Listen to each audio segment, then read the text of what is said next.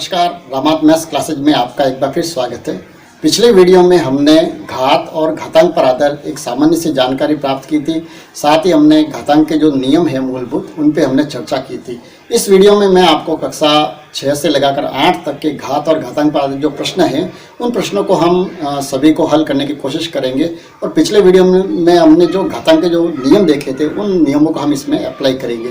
तो अगर कुछ साथी ऐसे जो इस चैनल पर भी नए हैं या जिन्होंने पिछला वीडियो नहीं देखा है, तो वो प्लीज़ यूट्यूब चैनल जो रामात मैथ्स क्लास है उसको आप सर्च करें और सब्सक्राइब करें। साथ ही बेल आइकन भी दबाएं ताकि जो इस तरह की जो वीडियो आपके मिस नहीं हो, तो उनका नोटिफिकेशन है वो आपको सबसे पहले मिल जाए। तो हम पिछले वीडियो की ज़्यादा चर्चा न करते हुए सबसे पहले मैंने जो कक्षा 6, 7 और 8 की जो आरबीएससी की जो बुक्स है, उन बुक्स को मैंने जो टटोला तो उसमें देखा घात और घातांक से संबंधित कक्षा 6 में ऐसा कोई चैप्टर नहीं दिया हुआ है जिसके बारे में हमें यहाँ बात करनी पड़े। कक्षा 7 और कक्षा 8 दोनों में ही घात और घातांक के 2 चैप्टर हैं। कक्षा 7 में तो अध्याय 5वां है और कक्षा 8 में अध्याय 3 दिया हुआ है। तो सबसे पहले दोनों में अंतर क्या है, दोनों के प्रश्नों में, वो एक बार आप चर्चा कर लेते हैं। तो कक्षा 7 में जो प्रश्न दिए हुए हैं, उन प्रश्नों में जो सामान्य जो पूर्ण संख्या है, उन पूर्ण संख्या यानी पूर्ण संख्या का मतलब है जहाँ माइनस यानी ऋणात्मक संख्या नहीं है, लगभग धनात्मक संख्या है, उन संख्याओं के बारे में ही यहाँ घात और घातांक के जो प्रश्न है, सामान्य प्रश्न, उनको यहाँ दिया गया है।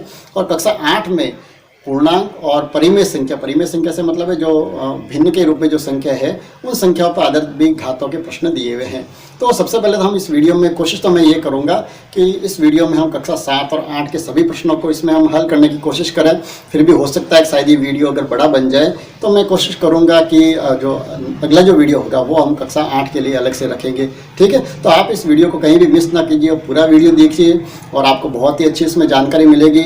अगर आप पिछला वीडियो पूरा नहीं भी देख पाए हैं, तो यहाँ जो इस प्रश्न जो अभ्यास करेंगे, तो उनमें आपके वो जो मूलभूत जो हमने प्रमेय देखे हैं घातांक के, तो वो भी इसमें आपके बहुत ही अच्छी तरह से क्लियर हो जाएंगे। तो इसके लिए सबसे पहले तो वही जो मैं पिछले वीडियो में भी और हर वीडियो में मैं निवेदन करता हूँ कि आप जब भी प्रश्नों को कर रहे हैं तो साथ में कॉपी और पेन लेके बैठे, ताकि जो भी आपको अच्छी चीज़ लगे, जो आपको लगे सच में नहीं ये नोट करने लायक है, तो उसे आप नोट भी साथ ही करते जाएं। तो बोर्ड पे मैंने सबसे पहले तो आपके सामने आप देख रहे होंगे कक्षा 7 के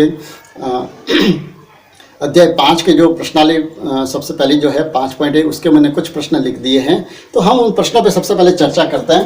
पहला जो प्रश्न दिया हुआ है उसमें हमें ये पूछा है, ये कुछ संख्या दी हुई है गुणा के रूप में, इन्हें हमें घातांक रूप में बदलना है। तो हमने मूलभूत जो बात की थी कि किसी भी संख्या जब वो गुणा के रूप में लिखी हुई है तो उसे हम घात रूप में कैसे लिख सकते हैं। बहुत ही आसान है, जो संख्या गुणा में लिखी हुई है उसे हम बोलते हैं आधार। ठीक है, पिछले वीडियो अगर आपने नहीं देखा है तो एक बार थोड़ा सा हम रिवीजन कर देते हैं। तो यहाँ जो गुणा में जो संख्या लिखी हुई है, ये कहलाते हैं इसके आधार, और जितनी बार ये संख्या गुणा में है वो कहलाएगी इसकी घात। तो यहाँ पर देखिए 7 जो है वो कितनी बार है, 1, 2, 3, 4 और 5, तो ये हो जाएगी 7 की घात 5। ठीक है, दूसरा प्रश्न देखें, उसमें क्या किया हुआ है, देखो 3 गुणा 3 गुणा 3 गुणा 7 गुणा 7। तो यहाँ पर देखिए दोनों संख्या अलग अलग हैं, दोनों आधार अलग अलग हैं, तो कहीं हमको ज़्यादा घबराने की जरूरत नहीं है। हम क्या करेंगे, दोनों ही आधार उनकी घात अलग अलग लगाएंगे। सबसे पहले हम जैसे 3 जो आधार है उसकी घात कितनी होगी, 1, 2 और 3, तो 3 की घात कितनी हो जाएगी 3, और गुणा में हम 7 की घात में कितने लगा देंगे, कितनी बार है 7, 2 बार, तो 7 की घात हो जाएगी 2।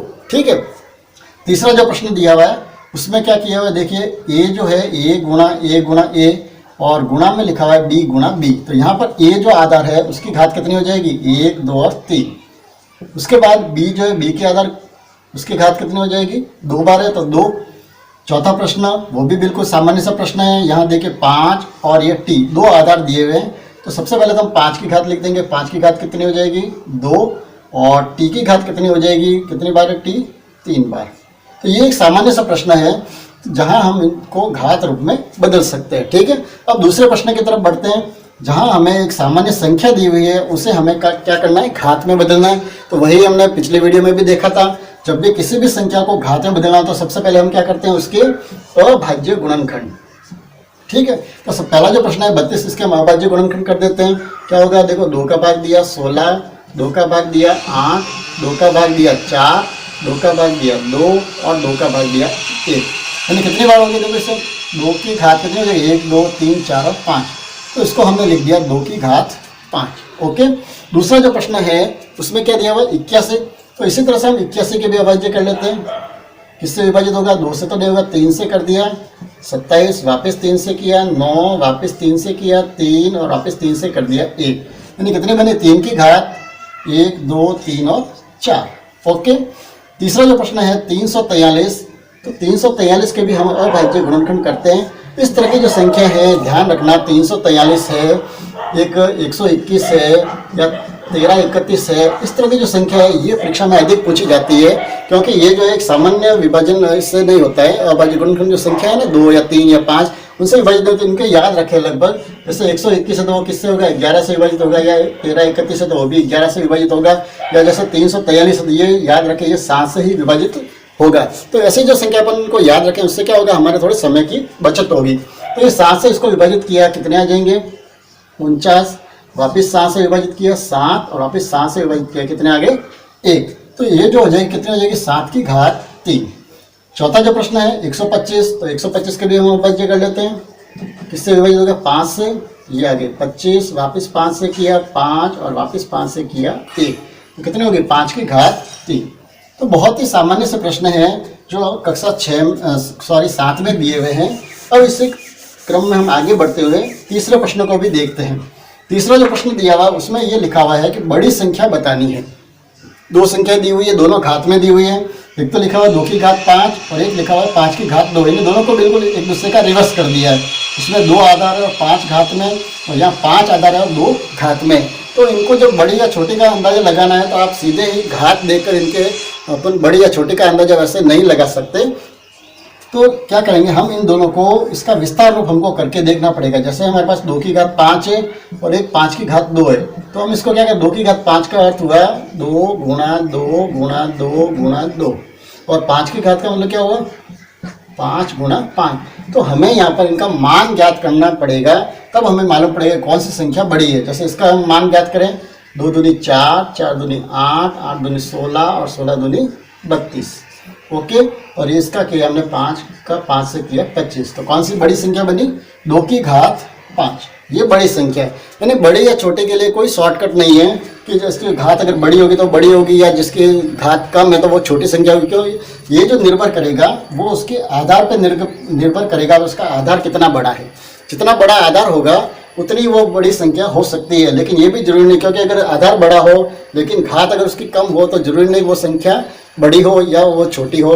तो हमें क्या करना पड़ेगा, इनका मान ज्ञात करना ही पड़ेगा। ठीक है, चलिए दूसरा इसका प्रश्न है उसको भी हम इसी तरह से देख लेते हैं।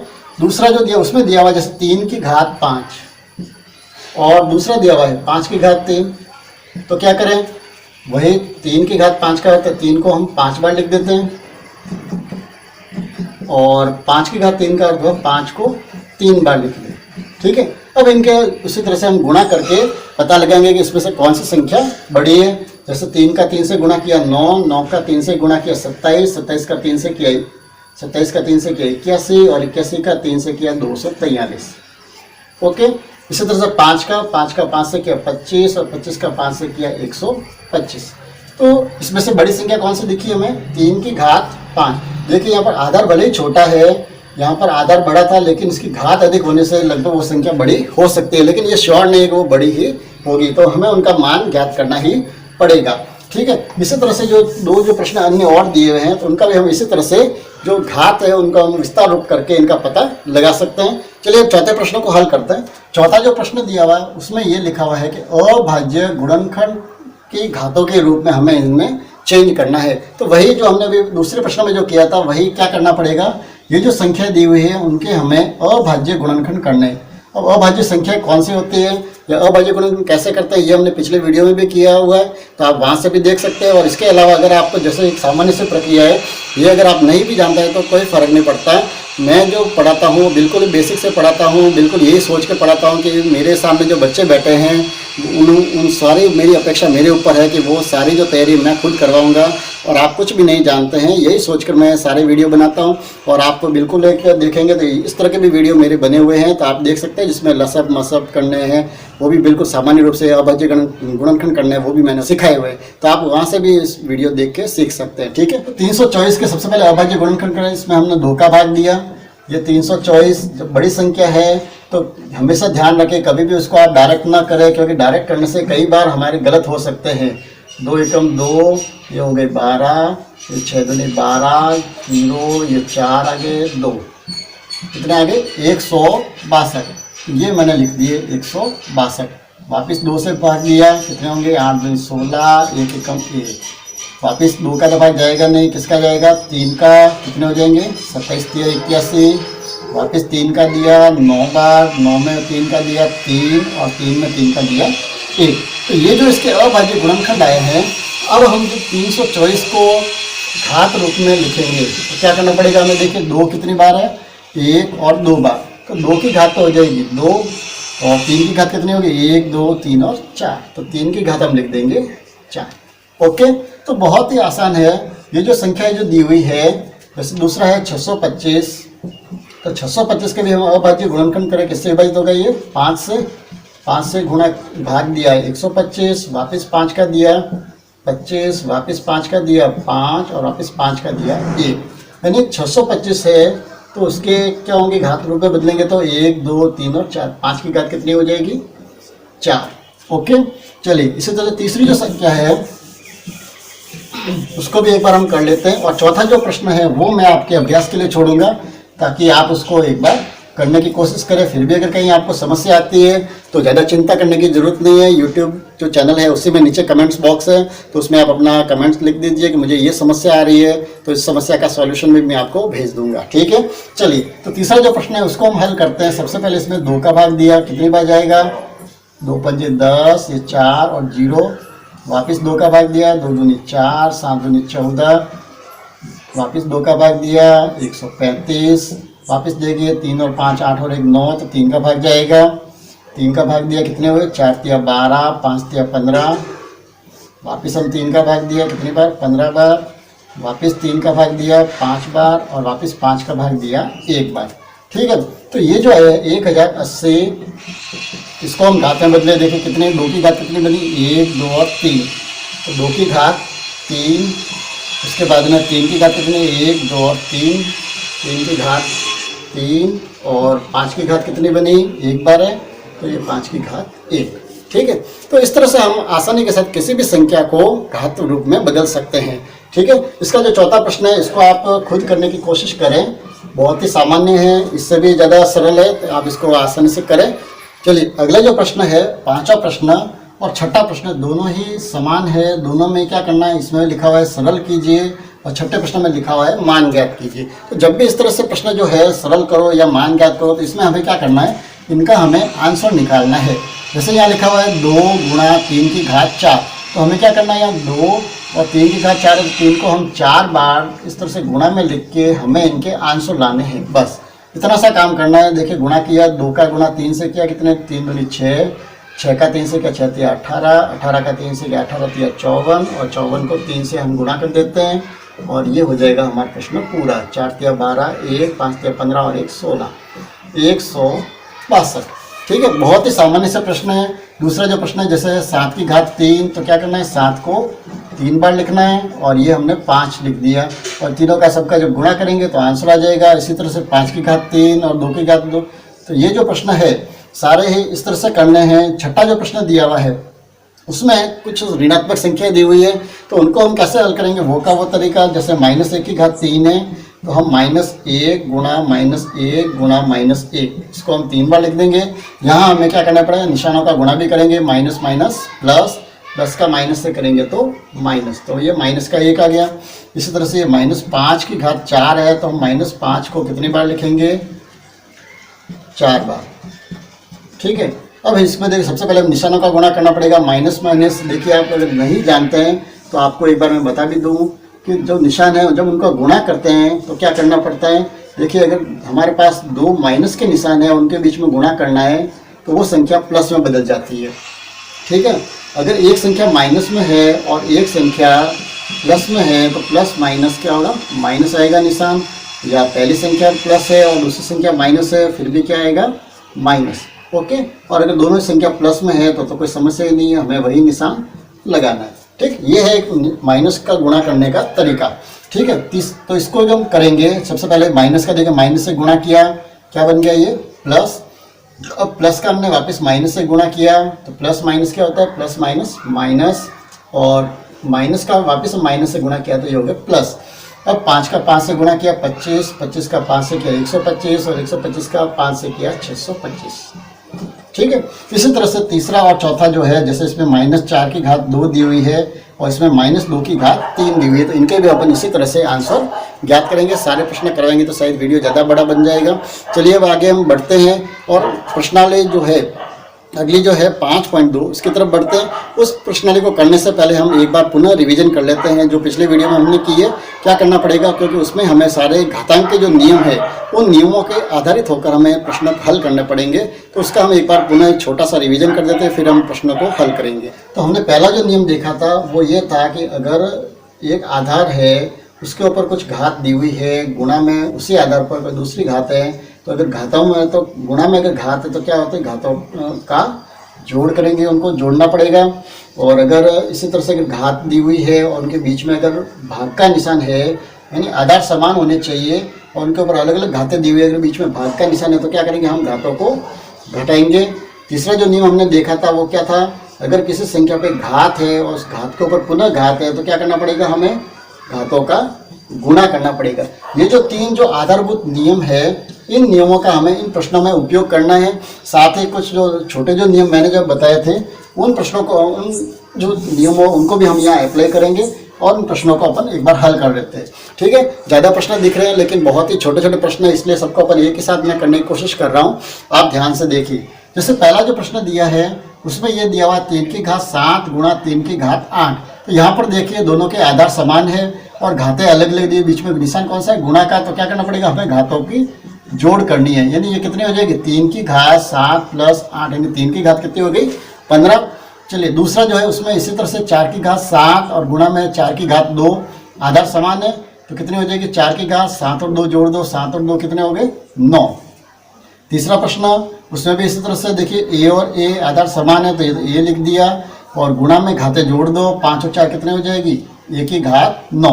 और चौथा जो प्रश्न है उसमें दिया हुआ है भाग, 3 की घात 15 भाग 3 की घात 9। तो क्या करेंगे, भाग में हम घातों को घटाते हैं तो 15 में से 9 हमने माइनस कर दिए, कितने हो जाएगी, 3 की घात 6। ओके, चलिए अगला जो है पांचवा, उसमें ऐसे दिया हुआ है t की घात 7 भाग t की घात 4। तो क्या करना पड़ेगा, यहाँ पर भी भाग का निशान है तो हमें घातें घटानी पड़ेगी। तो 7 में से 4 घटा दी, कितने आ गए हमारे आंसर, t की घात 3। बहुत ही सामान्य। छठा जो प्रश्न है उसमें देखिए गुणा और भाग दोनों दिए हुए हैं, लेकिन हमें क्या ध्यान रखना है, गुणा और भाग की संक्रिया से पहले अगर ब्रैकेट बना हुआ है तो बोर्ड मास प्रमेय से हमें सबसे पहले ब्रैकेट को हल करना पड़ेगा। तो यहाँ पर क्या निशान दिया हुआ है, गुणा का। तो सबसे पहले हम यहाँ गुणा है तो घातों को जोड़ देते हैं, कितनी हो जाएगी, 6 की घात 4 गुणा 6 की घात 2, यानी 6 की घात 4 और 2 जोड़ दिए हमने, कितने होगी 6।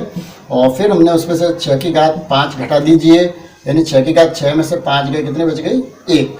ठीक है। सातवां जो प्रश्न है उसमें घात के ऊपर घात दी हुई है, तभी हमने देखा घात के ऊपर घात है तो क्या होता है, घातों का गुणा। तो 6 का हम 3 से गुणा कर देंगे, 6 तिया 18। ओके। आठवां जो प्रश्न है उसमें भी इसी तरह से 1 की घात 5 और ऊपर घात 4 दी हुई है, तो 1 की घात कितनी हो जाएगी, 5 का 4 से गुणा कर दो, 5 चौके 20। ओके।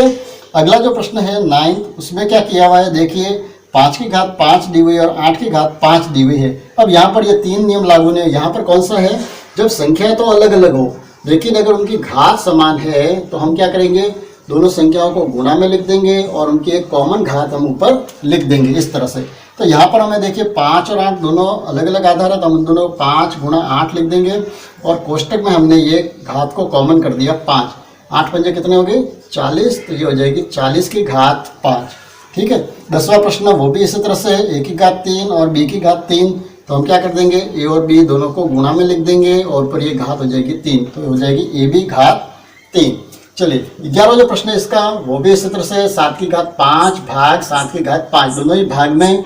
तो क्या करना पड़ेगा, हमें घातों को घटाना पड़ेगा। 5 में से 5 घटा दिया, क्या हो गया 0। और एक हमने नियम देखा था, किसी की भी अगर घात 0 हो तो क्या करना पड़ेगा, उसका मान कितना होता है 1, तो इस पूरे का मान हो जाएगा 1। अगला जो प्रश्न है 25 की घात 3 गुणा 25 की घात 7। तो पहले ये गुणा में है तो इनके घातों को हम जोड़ देते हैं, कितना हो जाएगा, देखिए 25 की घात 3 और 7 जोड़ दिए, कितने हो गए 10। और फिर उसमें से हमें कितने भाग 10, तो 10 हम घटा देंगे, कितनी होगी, ये भी 25 की घात 0, यानी इसका मान भी कितना हो गया 1। 13वां जो प्रश्न दिया हुआ है उसमें दिया हुआ है 7 की घात 5 भाग 7 की घात 8। तो वही भाग है तो हम घात घटा देते हैं। 5 में से 8 घटाना है। यहाँ पर देखिए जो घटाने वाली घात है वो ज़्यादा है, तो यहाँ हमें क्या करना पड़ेगा, वही जो माइनस की संख्या ज़्यादा है तो इसमें से हम घटा देंगे। माइनस की घात कितनी आ जाएगी, 3। और हमने देखा था जब ऋणात्मक घात है उसको प्लस करने के लिए क्या करेंगे, उसको 1 करके हम लिखेंगे, तो ये घात में कैसे बन जाएगी, प्लस में। ओके, लास्ट जो प्रश्न दिया हुआ वो दिया हुआ है 9 की घात 3 और ऊपर घात वापस 0 दी हुई है, तो घात के ऊपर घात तो हम इसका गुणा कर देंगे। 3 का 0 से गुणा कर दिया, कितने हो गए 0, और इसका मान कितना हो जाएगा 1। तो आज के वीडियो में हमने प्रश्नावली 5.1 और 5.2 का पहला प्रश्न हल किया है। वैसे मेरी इच्छा तो थी कि हम इसमें कक्षा 7 और 8 के सारे प्रश्नों को हल कर लें इस वीडियो में, लेकिन सारे प्रश्न बहुत ही अच्छे हैं और सब पे समय देना हमें बहुत ही ज़रूरी है, क्योंकि इन्हीं छोटे छोटे प्रश्नों से हमारे जो कंपटीशन एग्जाम में जो अच्छे अच्छे प्रश्न बनेंगे, तो हमें सारे प्रश्नों को अटेंड करना भी ज़रूरी है, और इस बिना अटेंड किए हम आगे नहीं बढ़ सकते, ये मेरी मानसिकता है। तो हम जो अगले जो प्रश्न जो है इस प्रश्नावली के प्रश्न 2 और प्रश्न 3, जो वो दोनों प्रश्न भी बहुत अच्छे हैं और उनको हम बहुत ही धीरे धीरे अच्छा से सॉल्व करना पड़ेगा। तो इसके लिए हम इस वीडियो को मैं ज़्यादा बड़ा नहीं बना रहा, और अगला जो वीडियो होगा उसको आप बिल्कुल ही मिस ना करें, क्योंकि उस वीडियो से ही हमारे कंपटीशन एग्जाम के अधिकांश प्रश्न बनेंगे। तो आप लगातार बने रहिए हमारे इस चैनल पर। अगर आपको वीडियो अच्छा लगा हो तो लाइक ज़रूर करें, शेयर करें, ताकि आपके जैसे जो अन्य जो भाई बहन हैं जो कंपटीशन एग्जाम की तैयारी कर रहे हैं उनको भी इसका फ़ायदा मिल सके। धन्यवाद।